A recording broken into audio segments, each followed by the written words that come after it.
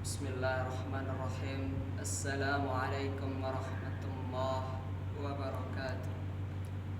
Alhamdulillah, nahmaduhu wa nasta'inuhu wa nastaghfiruh wa na'udzu billahi min syururi anfusina wa min sayyiati a'malina. May yahdihillahu fala mudilla lahu wa may yudlil falan tajida lahu waliyyan mursyida. Asyhadu an la ilaha illallah mab'uts rahmatan lil alamin. Wa asyhadu anna sayyidana Muhammadan abduhu wa rasuluh sayyidul mursalin, amma ba'd. Pertama-tama marilah kita mengucapkan puji dan syukur kita atas kehadiran Allah Subhanahu wa taala, yang mana Allah Subhanahu wa taala sampai detik ini, sampai sekarang ini masih memberikannya ribu-ribu nikmat kepada kita.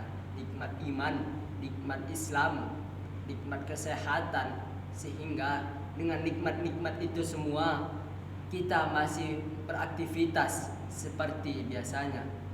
Marilah senantiasa kita bersyukur kepada Allah Subhanahu wa taala dengan mensyukuri nikmatnya, dengan mensyukuri beribu-ribu nikmat yang telah diberikan oleh Allah Subhanahu wa taala. Maka hati kita akan tenang, maka hati kita akan damai. Selanjutnya salawat beriringkan salam semoga senantiasa tercurah dan terlimpah buat Nabi besar Muhammad sallallahu alaihi wasallam. Allahumma sholli ala Muhammad wa ala ali Muhammad. Baiklah, di sini saya akan membawakan tema tentang amar ma'ruf nahi munkar. Hadirin sekalian yang dirahmati oleh Allah Subhanahu wa taala. Amar ma'ruf nahi munkar. Apabila kita melihat suatu kemungkaran, suatu kezaliman, maka marilah kita harus senantiasa mencegah perbuatan mungkar itu dengan perbuatan kita, baik dengan tangan kita, baik dengan ucapan kita atau perbuatan kita. Lihat sekarang fenomena di Indonesia, banyak sekali kemungkaran-kemungkaran yang telah terjadi di Indonesia, yaitu kemungkaran-kemungkaran yang tidak itu kemungkaran-kemungkaran yang terjadi di Indonesia. Mari kita ambil contohnya saja. Kemungkaran pejabat sekarang. Banyak pejabat-pejabat yang ketika mau mencalonkan diri, baik apapun itu, baik dari legislatif, yudikatif maupun eksekutif, baik DPRD, kabupaten, kota, provinsi maupun pusat sekalipun, dia berdakwah atau menyampaikan visi misinya. Dia menyampaikan visi misinya, kalau saya terpilih maka saya akan melakukan perubahan di daerah tersebut. Jangan percaya hadirin, itu adalah omong kosong yang tidak ada artinya. Maka kita pilihlah pemimpin-pemimpin yang menegakkan keadilan, pemimpin-pemimpin yang menegakkan syariat Islam. Ketika kita memilih pemimpin-pemimpin yang menegakkan syariat Islam, maka Islam akan tegak di Indonesia. Maka sebaliknya, ketika kita memilih pemimpin-pemimpin yang tidak menegakkan syariat Islam, maka tunggulah kehancuran Islam yang sebenarnya. Ketika dia berjanji,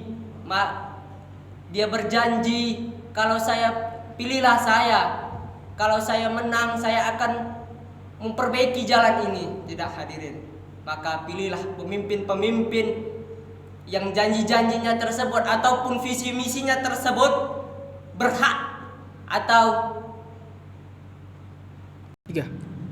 apabila dia berjanji, dia mengingkari semua yang telah dibilangnya ketika dia mau mencalonkan diri sebagai anggota, sebagai DPR, sebagai apapun itu.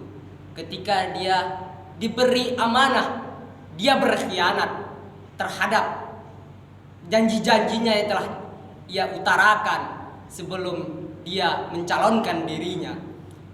Sebagaimana hadis yang terdapat di dalam hadis, yaitu hadis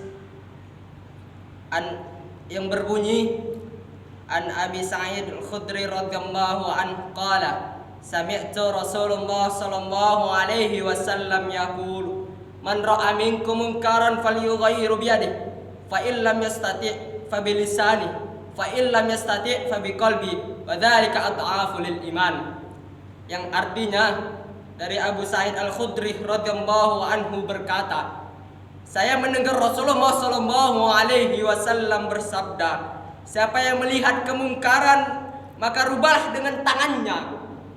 Jika tidak mampu maka rubahlah dengan lisannya, dan jika tidak mampu maka tolaklah dengan hatinya, dan hal tersebut adalah selemah-lemahnya iman.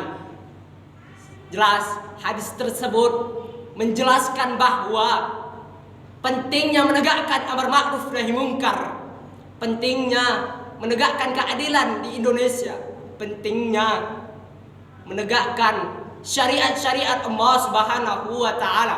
Lihat sama hadirin, kita menegakkan amar ma'ruf nahi munkar jangan dengan tangan kita, kalau tidak mampu dengan lisan kita, maka ketika ada orang berbuat kemungkaran, ingatkan dia, tegur dia, dan bilang kepada dia bahwa itu tidak bagus. Baik, mungkin hanya inilah yang dapat saya sampaikan. Lebih kurangnya saya mohon maaf. Wabillahi taufiq wal hidayah. Nasrun minallah wa fathun qarib wa basyiril mu'minin. Nun wal qalami wa ma yasturun. Ila liqa ma'as salamah. Assalamualaikum warahmatullahi wabarakatuh.